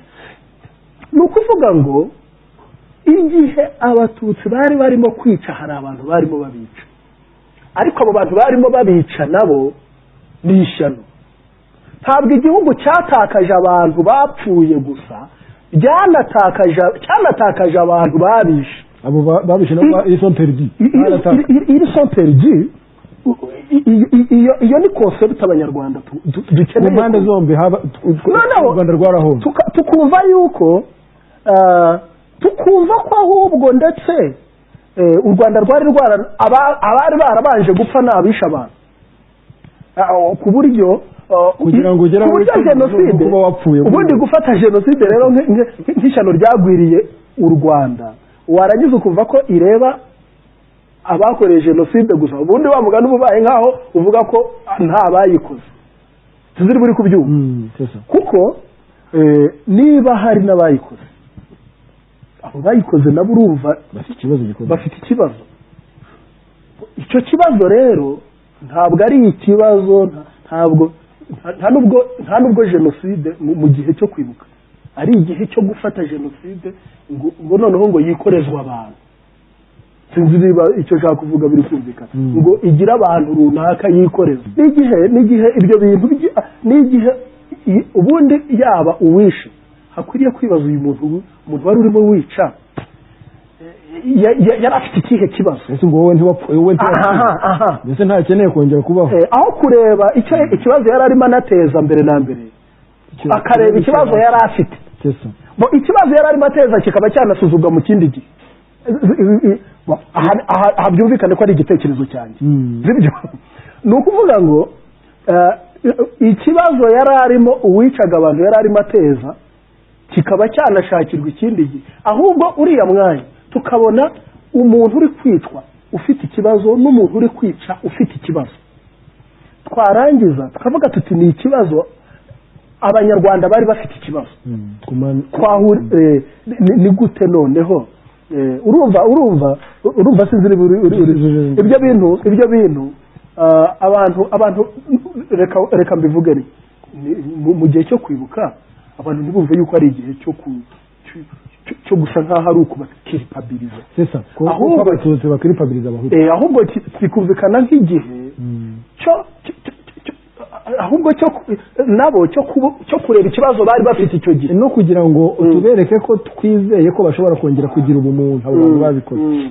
Ndagishyigikira icyo kintu kuko nanjye kijyanye n'ibikorwa nkunda gukora muri gereza. Icyo kintu wumva kiramutse kigezweho cyaryo, ahubwo nicyo cyaba cyuzuye. Kuko nanjye nkeka ko gukora akazi ku ruhande rw'ahemukiwe gusa, nubwo ntizeye neza ko wenda ako kazi nako gakorwa cyane, kuko ni na kanini cyane. Burya umuntu yakwiciye abantu n'iki kugira ngo ntabwo ushobora gukemura icyo kibazo. Uyu muntu yapfuje abantu bose ntukemura icyo kibazo, umwereka tu simplement ko urokonesa akababaro ke ukagira uburyo wifatanya nawe, biba bihagije. Ariko usibye icyo kibazo gikomeye cy'abahemukiwe, nkeka ko tugomba no kwita ku kibazo cy'abahemutse bakabya ubuzima bakagaruka ibuntu. Icyo gihe tubashije kugenda muri iyo ngendo, muri iyo ntambwe, niho numva twaba turimo tugenda mu ntambwe y'icyunamo cya Gicurasi. Ni ukuvuga ngo birasaba kurenga kamere yacu. Nibyo rero ndirimba mu ndirimbo nahimbye nshya yitwa Igisobanuro cy'urupfu, yareze kwereka abantu ko akababaro ntigakwiye kudutoza kwikunda no kwirukana abantu, ahubwo gakwiye kudutoza compassion, kumva abandi no kumva akababaro k'abandi. murakoze cyane muri studio, twongere tubashimire. None bwana ambasaderi Jean Marie Vianney, wumvishije izi ntwari zacu ba nyakwigendera bombi bose barangije kwicwa n'iya ngoma ya Kigali, ariko ubona ko bari bararangije kuba imboni cyangwa bari barangije gutekereza uburyo igihugu cyakora ubumwe n'ubwiyunge, babanjije kureba kuva imuzi ikibazo cyateye biriya byose, kuko uko byagenze kose ni abanyarwanda muri rusange bahuye n'ikibazo. Kandi koko ukurikiye Kizito n'uyu Nyamihirwe ukuntu babisobanuraga, FPR iza gufata ibi bitekerezo byabo ikabibyaza umusaruro, ntifate jenoside ngo yibyaze umusaruro wa politike. Nkeka ko mu myaka 27 u Rwanda ruba rurimo rwandika ayandi mateka aganisha ku bumwe n'ubwiyunge kugira ngo ibi byabaye bitazongera kuba. None bwana ambasaderi, uburyo aba bahungu, uru rubyiruko rw'abacikacumu babonaga ibintu bakaba baranabizize, barabitangiye ubuzima, mwe mubivugaho iki? Muribuka bose irengera bose, cyangwa se muri Rwanda Bridge Builders mwebwe mubibonamo gute ko ubona ko hari abantu bagiye batanga ibitambo kandi barabacikacumu rwose bitaranabarebaga, ariko bakagira icyo twita ubumuntu, ariko leta ya Kigali yo ikabona ko baje kumena inshishi mu isosi yabo, ya sosi yabo nyine bafashe jenoside bakayibyazamo umusaruro wa politike. Ijambo ni ryanyu bwana ambasaderi. Urakoze cyane. Icyo kiganiro hagati ya Kizito na mugenzi we naragikurikiye cyane, nacyumvise kenshi, ariko uwo twamenyanye ni Kizito. Mugenzi we ntabwo nigeze mumenya, cya kiganiro nakibonye baramuzimije yarapfuye. Ariko bombi bari abasore bazi ubwenge, basobanukiwe, kandi bagenda batera imbere mu bitekerezo, kuko Kizito ngiye tuvugana ubwa mbere ntabwo byagenze neza, kuko nawe namwandikiye mubwira nti Kizito ko umwana uzi ubwenge, ibingibi uri gukora byo kwirirwa wirukanka aho Kagame agiye hose. Icyo gihe nawe mwandikiye avuye muri Amerika, muri biriya bita Rwanda Day. Noneho dutangira kujya tweshanga n'ibindi byari byabaye imbere muri uyu mujyi wa Orléans. Noneho buhoro buhoro Kizito agenda. Karite ya mbere ya Kizito nuko yari umuntu uzi gutega amatwi. Niyo waba umubwiye ibintu bimubangamiye cyangwa yumva koko azemera, ariko akagutega amatwi kugeza aho sanze ufite ukuri nawe akagusanga mu bitekerezo, kandi yamara kugusanga ntiyongere kubiteshukaho. Nuko byagenze kugeza aho Kigali bagomba kuba baramenye ko wenda tuvugana cyangwa twandika, batangira kumwandikaho za article bavuga ziriya za rushyashya, bavuga ngo Kizito ngo naramuroze, ngo namuroze ibitekerezo bya Ibuka bose n'ibiki byinshi cyane.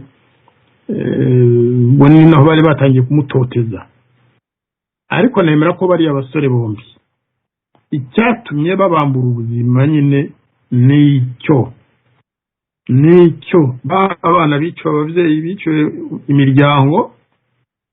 FPR ivuga ko iharanira abo nyine biciwe ababo, ko leta yababohoje, ariko ikaba idashaka ko abo ngabo baba abantu, ko bagira ubunyamaswa nk'ubwo abakoze ubwicanyi bo muri FPR cyangwa bishe abatutsi. Ntabwo yifuza ko hari umuntu witwa ko yacitse ku icumu ugira ubumuntu muri we. Baba bifuza ko bayoboka bagahera ku byo FPR ivuze, bakabogama bakavugira uruhande rumwe gusa.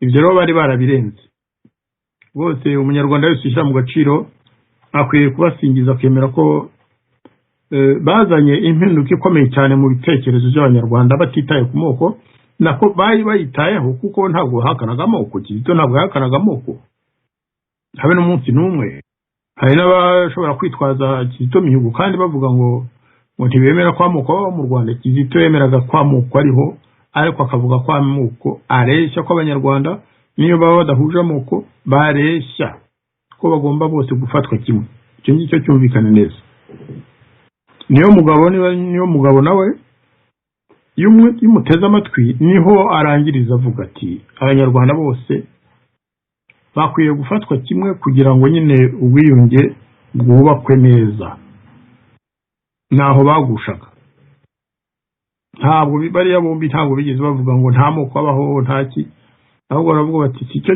gikwiye gushyirwa imbere ibintu byose bigenze neza si cyo cyashyirwa imbere ndagira ngo nanone mvuge ko hari ubwo amateka yacu tuyubaka duhereye ku bya hafi gusa ariko buriya hari abantu b'intwari nyinshi batazwi cyangwa bazwi dukunze kwibagirwa nabo bamenewe amaraso navuga nka Padiri André Sibomana buriya André Sibomana ni intwari ikomeye cyane mu gihe cya jenoside yakoze ibishoboka byose yarwanya abaza kwica abaturage aho yari ari jenoside y'abatutsi irangiye inkotanyi zitangira kwica abaturage bo mu bwoko bw'abahutu cyane cyane nabyo arabirwanira arwanya abo baza kwica abaturage nicyo yazize nta kindi leta itanga itegeko ihamagara abantu bamwe na bamwe bazi bajya kumubeshyera bavuga ngo n'interahamwe baramubeshyera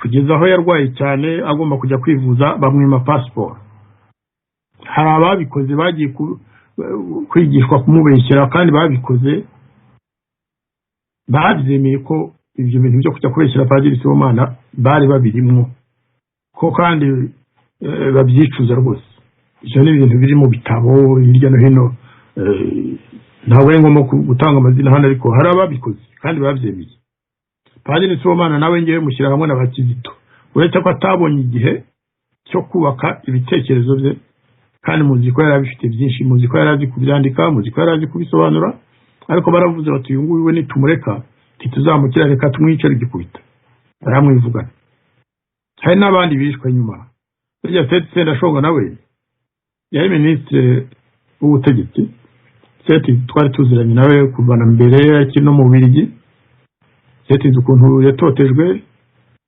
ndi umudiplomate w'umusore ndibuka ko service centrale de renseignement bahoraga batwohereza za telegram icyo gihe nizo zakoraga ngo tumwambure passport ambasaderi w'intwari akanga akavuga ati sinshobora kwambura uriya musore passport ye ntacyo mfa nawe nta kibi yakoreye u Rwanda wenda ntabwo akurikiza ibyo leta y'icyo gihe yashakaga ariko ntabwo tugomba kumubuza gukora ibyo akora ni ukuvuga ko bashaka kumubuza gukoresha amanama mu banyeshuri yari umuntu très actif muri za 80 rwose 79 no muri guverinoma nkigera i Kigali ari mu bake twagiye dufatanya tuvuga tuti nimuhagarike kwica abaturage hirya no hino yari muri FPR ariko ntabwo yatinyaga kubivuga turi mu nama ya leta ari amabaga magana ngahe avuga yanditse nje sinari nyazi nayamenye ageze Nairobi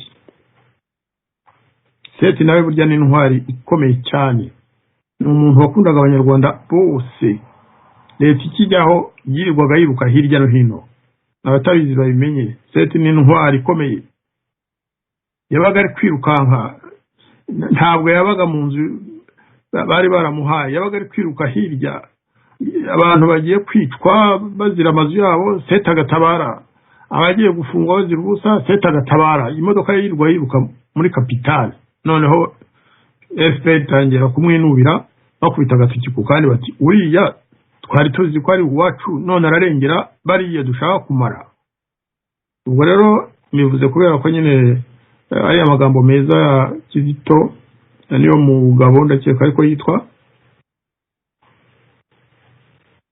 hari abandi hari izindi ntwari tugomba kujya twibutsa buri gihe abanyarwanda basomye cyangwa bagakurikiza ingero zabo ngabo umwiryane uri hagati yacu ntabwo wagaruka. Ikibazo ahubwo nuko noneho abayobozi b'igihugu cyacu bo bahagaruka bakavuga bati twaramaze turabica.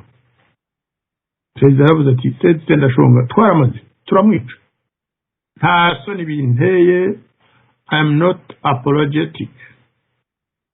Kizito Mihigo nta gihe batakubita agatoki bavuga bati twaramuhonyoye koko, ariko bakabeshya bati yari yahuye n'abandi benshi. Isomo rero twavana muri ariya magambo muri kiriya kiganiro cya Kizito na mugenzi we ni isomo rigaragaza ko nyine n'abakiri bato babyumvise kandi ko biyemeje gutanga ubuzima bwabo. Hariya ndirimbo ya Kizito igisobanuro cy'urupfu, ntabwo navuga byinshi, ariko Kizito ngewe mu by'ukuri singiye kubeshya, navuganye na Kizito cyane cyane cyane atarafungwa, ari muri gereza. Yari yaranjaga akampamagara tukavugana igihe kirekire, agahindagura za telefone kugira ngo batakurikirana ibyo akora, kandi ntabwo nta cyaha yari arimo cyamubuza kuvugana n'abantu bamufasha gutekereza, bamugira n'inama ku bintu bimwe na bimwe. Ntabwo kitari umunyago tugomba kujya twitwaza tuvuga ngo twakoze ibi twakoranye, no. Ariko yari afite ibitekerezo bishimishije ku mwana wari ufite imyaka nk'iyi 35. Buriya Kizito yapfuye ari umwana muto. Kizito yapfuye atangana n'umuhungu wanjye w'imfura. Ibyo ngibyo ni ibintu bitekereje rimwe na rimwe bishavuza cyane. Ariko rero we na mugenzi we n'abandi n'abatarapfuye ariko bari hanze bakoranye nabo bagamije guca inzigo hagati y'abanyarwanda, bakomeje ibitekerezo za Kizito n'uriya mugenzi we. Mumbabarira izina rye rikunze kungora, nanga kwibeshya mu izina rye, kandi ari umugabo ari umusore nawe nemera. Urubyiruko ruri mu miryango yaturutse kuri biriya biganiro bahuje ibitekerezo nabo n'abandi bo mu moko yose, kandi nabo bakwiye gushimwa, ariko bakajya bibuka ko abanyarwanda bose bareshya ko jenoside y'abatutsi nk'uko ba Kizito babivuga ari ishyano ryakorewe abanyarwanda bose, ariko ntibivuga ko abanyarwanda bose bakoze iryo shyano.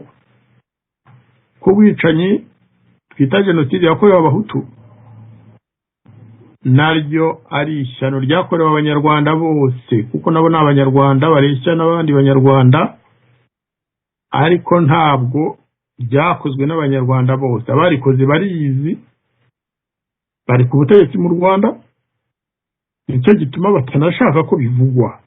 Ntihakagire uwibeshya ngo ni urwango rundi. Igituma ubutegetsi bwa FPR budashaka ko ubwicanyi bw'abahutu buvugwa nuko bavuga bati niba buvuga bazatangira no kubaza ababukoze ubwo bwicanyi. Ababukoze rero nta bandi nitwe, nibamara kubivuga natwe bazadushweka dusange abajenosideri bandi mu munyururu. Icyo rero ntabwo wabwira Kagame ngo emera ufungwe, ngo emera ejo uzafungwe, ahubwo yakwica abantu bose bafite iryo banga akabamara. Twebwe tugomba kumubuza rero kwica abazi iryo banga, cyane cyane ko hari benshi mu bari hamwe nayo mu butegetsi bari no muri FPR inkotanyi batangiye gutanga ubuhamya. Aba nabo nabashimira cyane rwose.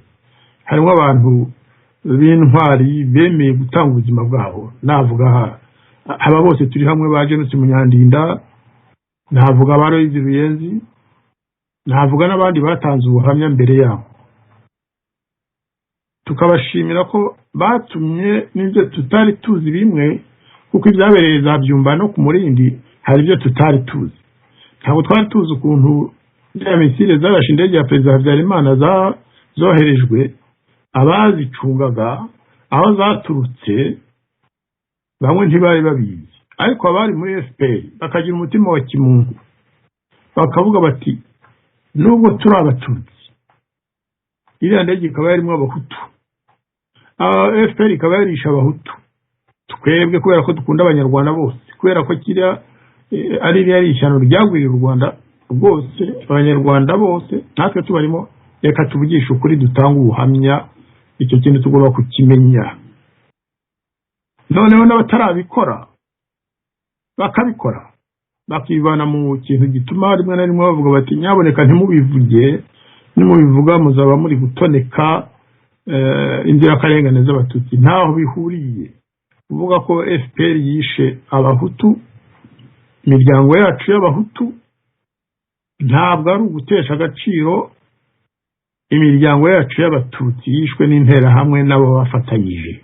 Ntaho bihuriye, tugomba kurengera bose icyarimwe, ntawe dusize inyuma. Nta nzirakarengane iruta indi, twongeraho ko izo nzirakarengane zose ko abanyarwanda twese tubasa, amaraso yacu namwe, tukongeraho kandi ko Imana ibitwemereye ikaduha ingufu zo kubikora. Amarira yacu turirira hamwe, turirira inzirakarengane zose, tubifatanyije n'amaraso y'izo nzirakarengane zacu zose, byaba umusemburo wa ya processus y'ubwiyunge. Twamara kwiyunga noneho tukubaka bwa bumwe, amahoro agahinda mu gihugu cyacu tukakibanamo neza, nta urara ari ku nkeke ko umuturanyi we yaza akamutema, cyangwa ko ubutegetsi bw'indobanure bushobora, ubutegetsi ntibugomba kuba indobanure, amashyaka ntagomba kuba indobanure. Nta shyaka ry'abatutsi rigomba kwemerwa muri kiriya gihugu, nta shyaka ry'abahutu gusa rigomba kwemerwa muri kiriya gihugu. Amategeko agomba kujyaho, ibyo bintu bigasobanuka, ntihagire ubwoko bukora agatsiko k'ubwoko mu ishyaka runaka, mu muryango runaka, kuko niho hava biriya byo gukoresha uburyo bwihishe, abantu bakagenda bakagambana bakurikije ubwoko bahuriyeho, bakagwa abandi igitumo, bakabamara batazi uko byagenze. Igihugu ni icyacu twese, ubutegetsi, inzego z'ubutegetsi zigomba kuba zihuriyemo na bose, amashyaka akabuzwa kubakirwa ku bwoko. Ibyo kandi hakaba hariho urwego rushinzwe kubikurikiranira hafi bikarebwa. Ibintu byabaye muri 1994 ntabwo biduha uburenganzira bwo gufunga amaso, tugomba gushyiraho ubutegetsi bukanuye amaso, bureba ikintu cyose cyabangamira ubumwe bw'abanyarwanda n'umutekano wabo. Ibintu byose byatuma hongera kuba jenoside tukabireba buri munsi, tukaba twashyiraho observatoire igomba kureba niba abanyarwanda bafatwa kimwe. Hari aho babyita observatoire de l'égalité, ni ukuvuga umuryango wo kubungabunga ubwa bumwe hagati y'abanyarwanda, wo kubungabunga kurwanya ivanguramoko.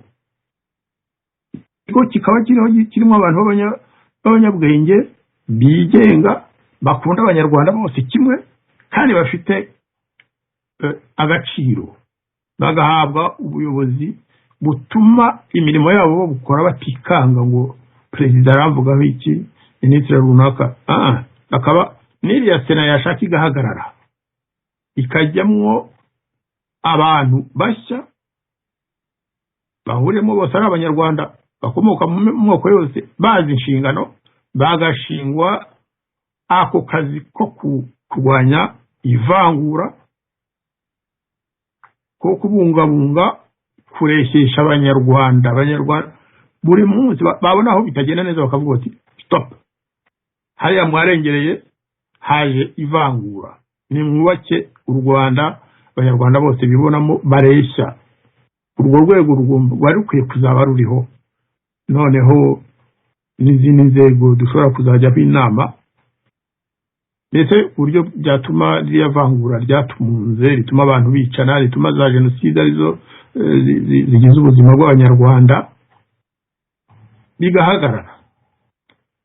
Ibyo byose rero byubakiye kuri wa muhango wo kwibuka bose, gufata abanyarwanda bose kimwe, kubarengera kimwe, ubutabera bukabageraho kimwe, ntihagire bamwe bahezwa mu butabera. Uratekereza abanyarwanda babwirwa bati mwebwe mwariciwe, turabizi, nitwe twabishe, abantu banyu nitwe twabishe, ariko ntimufite uburenganzira bwo gusanga ubucamanza, kwegera ubucamanza ngo bagezeho ubutabera. Birabujijwe. uzabikora wese tuzavuga ko afite ingengabitekerezo ya jenoside, uzabikora wese azafatwa nk'igipinga. Abo bantu banyu bishwe twishe ni mubibagirwe, mwegera abandi mwibuke bariya bo, mwebwe abanyu mubibagirwe. Ibyo bintu burya abanyarwanda baraceceka kuko nta bushobozi baba bafite bwo kwirwanya, ariko nibyo bizana nyine za ntambara, bitera ipfunwe ryinshi rero rigera aho rikazana irindi pfunwe rikaze, ribyara umujinya, ribyara ishyari rikabije. Noneho wa wundi ufite ipfunwe yageraho yabona utugufu duke akavuga ati igihe ni iki, ariko kikaba ari igihe cyo kudakora ibyiza, ahubwo kikaba igihe cyo kwihorera. Ibyo ntabwo tubishaka twebwe bo mu muryango uruka bose rengera bose, ariko nabo duhuriye muri Rwanda Bridge Builders twarwego nyungurana bitekerezo. Icyo tugikomeyeho rwose, tugikomeyeho. Tugomba gushyira hamwe kugira ngo tuzafashe abanyarwanda kubaka igihugu gishya, igihugu twese twibonamo. Murakoze, mubyemeye wenda twarekeraho kuko inshingano ziracyari nyinshi uyu munsi. Ndagira ngo nongere mbashimire kandi twumvikane ko iki kiganiro atari icyanyuma. Igihe cyose muzashakira twakongera tukaganira, tugasubira no mu yandi mahame, tugasubira mu mateka, tugasubira no gusesengura ibibera mu Rwanda muri iki gihe, no kurota ariko mu ndoto nziza z'u Rwanda ruzaza mu minsi iri imbere. Murakoze cyane. Murakoze cyane bwana ambasaderi Jean Marie Vianney Ndagijimana. Akaba mu by'ukuri mu izina rya Radio Ubumwe tubashimiye kuba mwatuboneye igihe kingana gutya kugira ngo dushobore gusangiza ibitekerezo bishobora kubaka imitima cyangwa ubumuntu muri sosiyete cyangwa mu muryango nyarwanda. Nkaba navuga nti twongeye tunagushimire cyane kuko twemere ko uzajya udufasha kuri Radio Ubumwe kugira ngo dushobore kusangiza abanyarwanda ibyo batashoboye kumenya, kubera yuko n'iby'agaciro kuba dufite umuntu nkawe ufite ubunararibonye bw'igihe kirekire muri diplomasi, muri politike, noneho ukaba ufite n'ikindi kintu navuga ngo cy'agahebuzo kuba noneho uri no muri societe civile, niko nabivuga, uri uriya muryango warengera bose, ibuka bose. Ni ikintu gikomeye cyane cyatangiye leta ya Kigali ikirwanya, ariko aka kanya tukaba dutangiye kubona benshi cyane barimo baza bagera mu kirenge mwanyuzemo. Bigaragara ko akazi mwakoze katabaye imfabusa, ari ikintu mwakagombye kuba mwishimira mwebwe n'abandi mwese mwafatanyije kugira ngo mushobore kureyariza cyangwa kugera ku gikorwa nk'iki. Nzavuga ko ari ikindashyikirwa, kuko buriya kubona leta ya Kigali mwaratangiye ibirwanya, ni kwa kundi bajya bavuga ngo igiti kiriho amatunda meza nicyo giterwa imijugujugu cyangwa amabuye. Bitwereka ko akazi mwakoze ari indashyikirwa kandi byageze ku banyarwanda bose. Nkaba mbashimiye mu izina rya Radio Ubumwe, mu izina ry'abatekinisiye nabo mbashimiye badufashije ku buhanga bw'ibyuma. Nk'uko bisanzwe ikiganiro mukaba mwagiteguriwe na François Mutuyemungu, tubabwira yuko ubwo ko tuzajya dukenera byinshi bisaba ubunararibonye.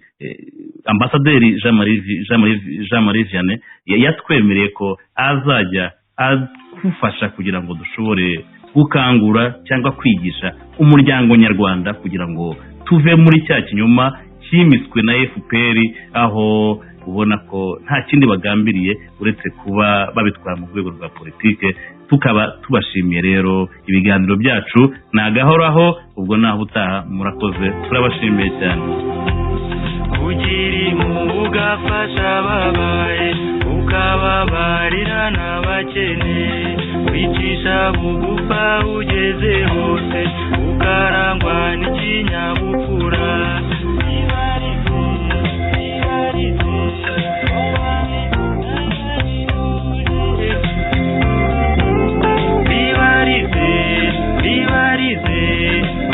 Bitagomera amashuri, ntibinagomba amafaranga, ntibinasuzuguza ubigize, bibarize bibananiza iki.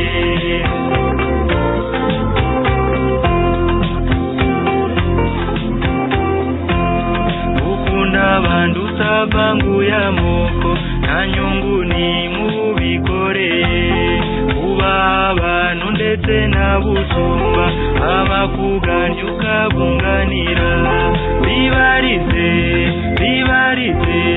ngo bitagombera amashuri n'ibinagomba amafaranga n'ibinasuzuguza ubigize bibarize bibananiza iki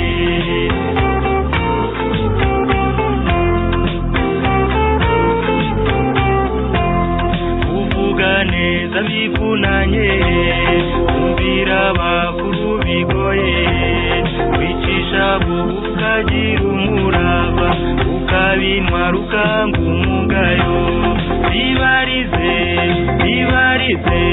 ngo bitagombera amashuri n'ibinagomba amafaranga n'ibinasuzuguza ubigize bibarize bibananiza iki ufasha abantu ugahazwa n'utwawe nawe utw'abantu ukatunganira uvuga make ukirinda kuzimura uvuga ukuri n'utiriganye bibarize ngo bitagombera amashuri n'ibinagomba amafaranga n'ibinasuzuguza ubigize bibarize bibananiza iki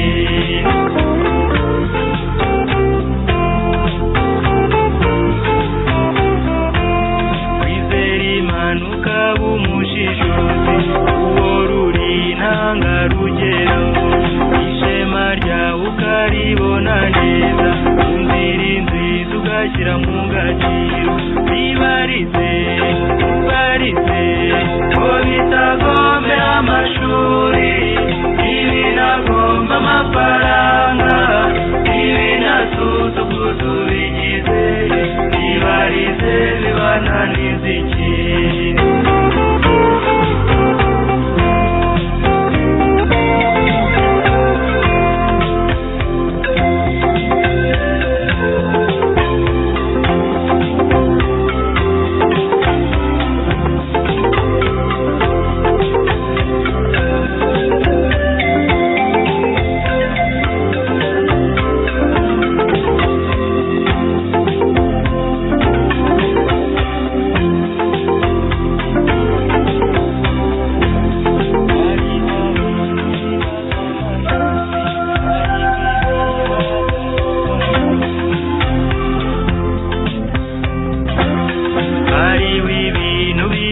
amashuri hariho n'ibibazo amafaranga hariho abantu borohera abandi bafite umutima n'uburere none se ubu w'abandi bana babishobora na diporome na seritifika na logiste na perimi ese ubwo mwe bibananiza iki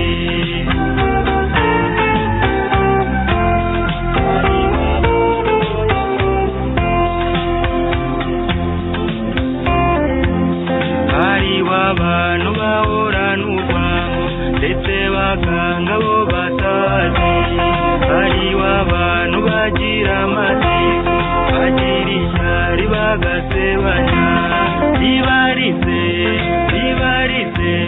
w'amashuri nk'aya minuje n'amafaranga mukayagira nzima muyiburira he bibarize muyiburira he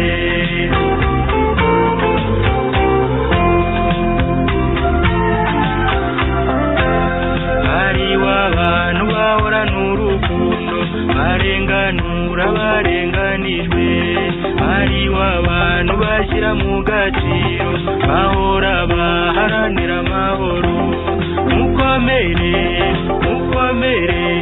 na kaminuza mwagezemo n'amafaranga mwigirira nyamara isi irabakeneye murakabyara